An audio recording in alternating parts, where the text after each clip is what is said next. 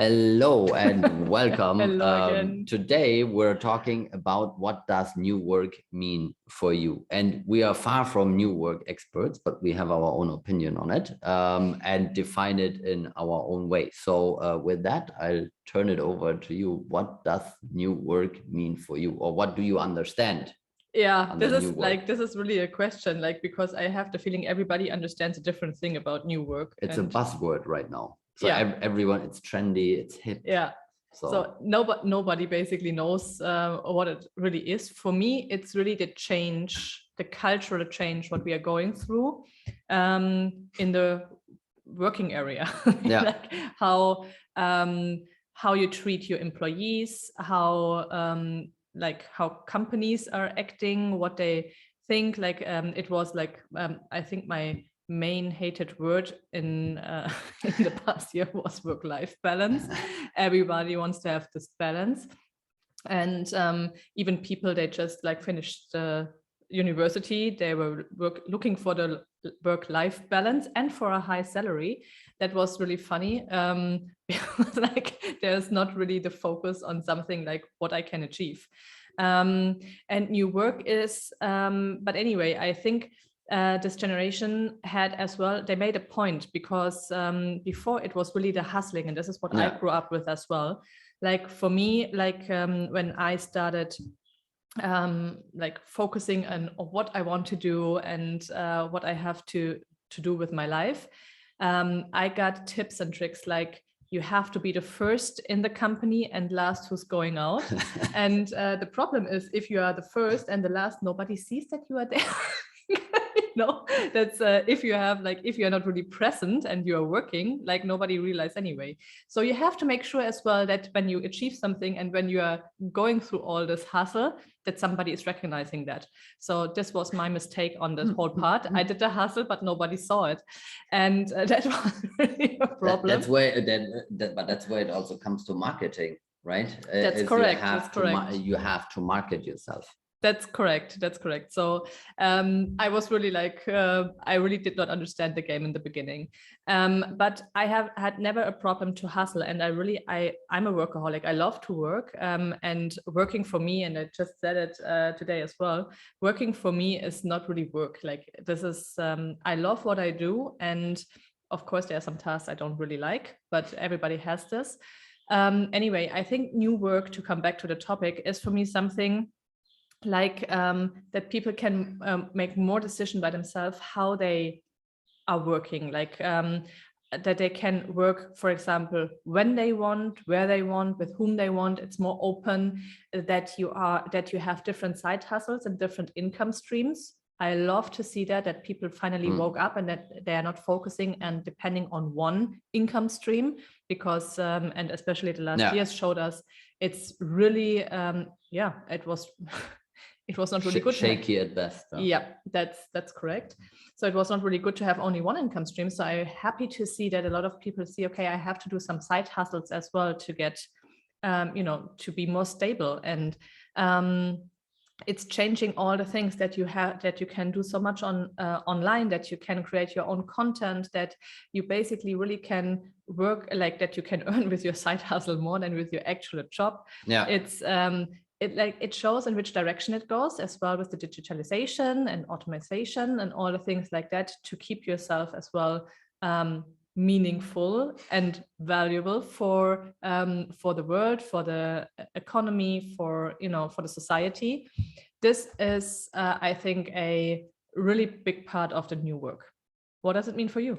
Well, it's the one thing you said is that people can work however they want, where they want. And I think it's becoming definitely a new theme as we are transitioning out of this industrial age. I mean, we're not out there yet, but we are getting there very, very fast. And one guy in German, Frank Thelen, makes a very good point on that, and he has written a book. I think that book, for me, summed it up the best from what I've read so far on that topic. And it's not a book about new work, but about how the environment, how everything is changing.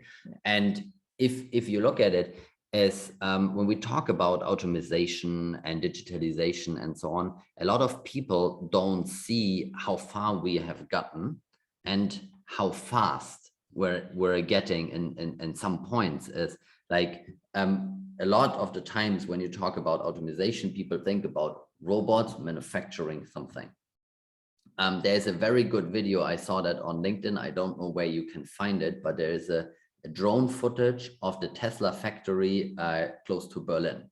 So they flew a drone through the manufacturing line, which is really impressive that it didn't get crushed in all the big machines. But what you see is before the car, like the frame of the car actually goes and meets the bottom part, which in Germany is called marriage. Don't know if that makes any sense, but it's the manufacturing term for that. There is no human touching it. None. It's simply robots doing everything from the sheet metal until that thing comes out is only robots. So it's like, it shows like, this is like what, and we are just there. And if you look at new work, there will be skills that we will need from humans also in labor, because for a long time, probably there's not going to be a robot that comes to your house and fixes your light switches, your electricity, because it requires complex thinking. You have to understand what is there. But even like a basic electrician, and I really hate to call those people basics, because I would get killed doing what they are doing every day. But even their life changed a lot. They use digital tools. They can use calendar to schedule their work. They use WhatsApp, Telegram, whatever to communicate. Offers are getting made completely different. In Germany, some people are still relying on a fax machine. I know for people outside of Germany, that sounds like, what the hell is a fax? It's like, don't worry, for us as well. for Germans, this is sometimes because of legal issues. Actually, you have to use it. Which is insane, to be honest. But this new work, I think what we're gonna see is we are seeing that changes already, that people, this van life got very popular during the Corona time, because you couldn't travel the world like people would do in a sabbatical or whatever, but you had home office. So a lot of people got basically an RV or built their own RV and then drove around. Yeah. Because you only, as long as you have a reliable internet connection, it's like, does it really matter if you're sitting in your home or if you are sitting and have the view of a lake? Nobody cares as long as you get the work done. So this started a shift, and I think this is like really an accelerator. And now I know some companies are trying to roll back everybody back to office. I don't think that is going to work. I really have the feeling this is like, people will not accept that anymore. Well, I think as well, a lot of people want to go back to work because they love the social, how do you say that? Social exchange, and like to have the coffee talk, whatever. But I think the feeling is like, I decide if I want to go here. We can have this online as well. But I decide to, when I go to work, like if I have to be there at 8 or at 7, or can I go maybe at 10 because I have a lot of things to do in the beginning. And maybe the first appointment is when I just brought my kid to the kindergarten or to school, and I can make the first appointment online anyway. It's faster to do it at home, and then afterwards I'm going to the office or whatever, like this is like this flexibility. I think it's important from both sides to have. And obviously there are some things which is really more productive if you are at the office as well. Like I have to say it like this as well, like especially when you work in the team, it's really tough. And sometimes you have to be really well organized if you are in a remote team. And I think we had this topic already. Yeah. Like that you have to be really organized. You have to organize, and it can be a little bit more like easygoing, I would say, if you're in the office. Yeah, it's definitely, if you like, if you go to brainstorming or creative work, or like in my case, because I do a lot of process stuff, the process analytics are done easier when you are in one room. Yeah. Okay, because you can use things like post-its and like physical stuff, and you are there, and you can like, you have a better feeling if the other person understands what the point you're trying to convey. You get like better feedback. Even with video calls, it's not the same feedback, because usually you in the video call you see this, Exactly. but you don't see you don't want to see what we wear. but you don't see the feeds, you don't, the whole body language is just different. Yeah, that's correct. So I agree, but it's a learning thing. Yeah. And I read lately that when it was a funny phrase, because it said like, okay, now we're going from having Zoom calls at home to going back to the office to have Zoom calls. That's correct. And to be honest, in a lot of companies, that's reality. It's like, especially, I mean, before the pandemic, way before the pandemic, I worked remotely, and I was in Grenoble at that time, and I had a worldwide team. I worked worldwide. So like my day was spent at that time. I don't think it was Zoom. I don't remember what it was called at that point of time. It was before Teams and all of this. So Skype. We started with Skype once. And WebEx. It was WebEx. It was WebEx. Yeah. So that company, I think, disappeared. I have no idea. But I spent the majority of my time on, not on video conference because the broadband was not good enough, but on phone conferences. Yeah.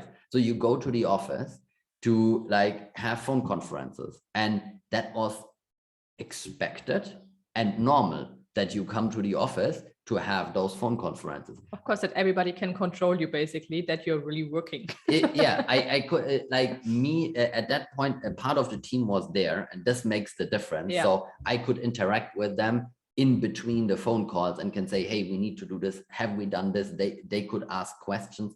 So that makes it easier. And this is, I think, in the new work, we have to find a way to get the social life, what you said, with the coffee and so on. You have to more plan it. Yeah. It's like, it doesn't happen because you don't go to the kitchen area and draw yourself a coffee, and then you see somebody and you have this, like, how was your weekend? How are the kids conversation? Because in new work, when everybody works from home, you go meeting, break.